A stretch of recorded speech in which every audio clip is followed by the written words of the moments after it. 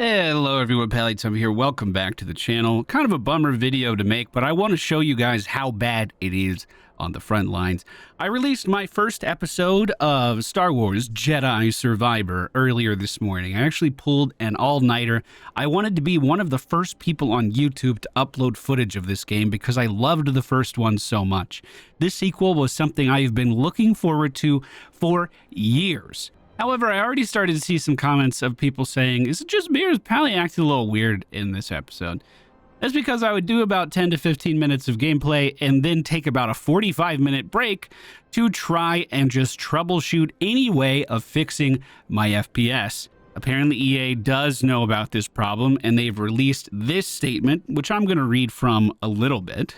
We are aware that Star Wars Jedi Survivor isn't performing to our standards for a percentage of our PC players, in particular those with high-end machines or certain specific configurations. For example, players using cutting-edge multi-threaded chipsets designed for Windows 11 were encountering problems on Windows 10, or high-end GPUs coupled with low-performing CPUs also saw unexpected frame loss.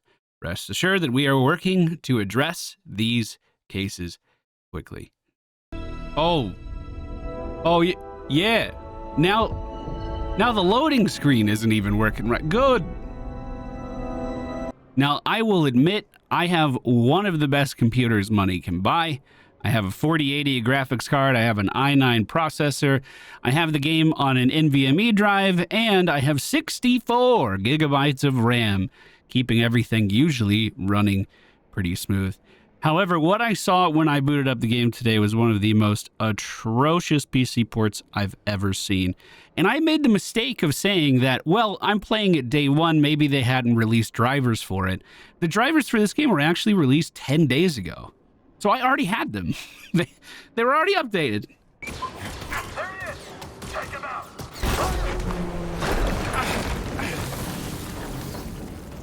Now, it was this room where I really started to notice a lot of problems. Granted, I'm sure there's plenty of stuff rendering outside of that door, but sitting here in a room with two lights and an adjacent light, I have 25 frames per second. This is with some pretty aggressive settings, though. So if we take a look at my visuals, everything's on Epic. I'm on 2K resolution, vertical sync and ray tracing are on, and the AMD Fidelity has been disabled. So this should be one of the more aggressive ways of playing through the game. However, if we change the AMD Fidelity to be ultra performance, you'll notice that not too much changes as far as my frame rate is concerned.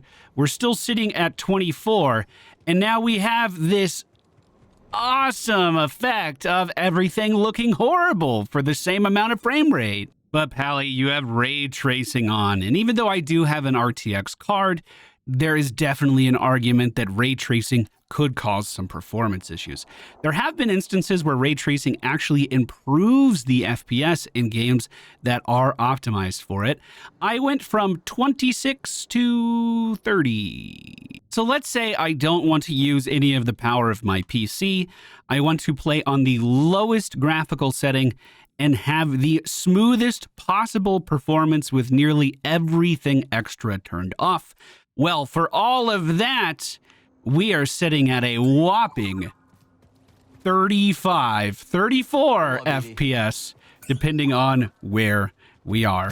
And of course, we gotta find that yacht before the Empire does. It doesn't get any better when we walk outside, even on these lower settings. But if we turn all of these settings right back on, and then turn off ultra performance and go for quality, we are looking at pretty much an identical frame rate here fighting this guy.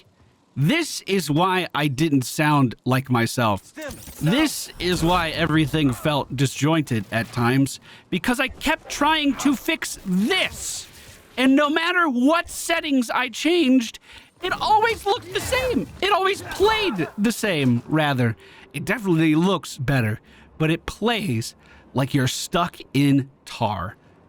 And to me, that just means no one plays tested this on PCs at all. Whatever intel And if they did and they shipped it anyway, they should be ashamed. Never give up hope. Going into full screen to do some testing, and you can see even more clearly up at the top left, 24 frames per second. Turning off everything yet again, going back to ultra performance, turning off ray tracing and VSync, and setting everything to low. All that did was gain me literally 10 FPS. Man, that is really impressive. Really impressive. You guys outdid yourself. Bro, I was literally planning on posting 20 hours of footage for this game this week. I cleared out my schedule. I was ready to grind and edit, and that's all I was gonna do. I'm probably gonna wait. Probably gonna wait a little bit.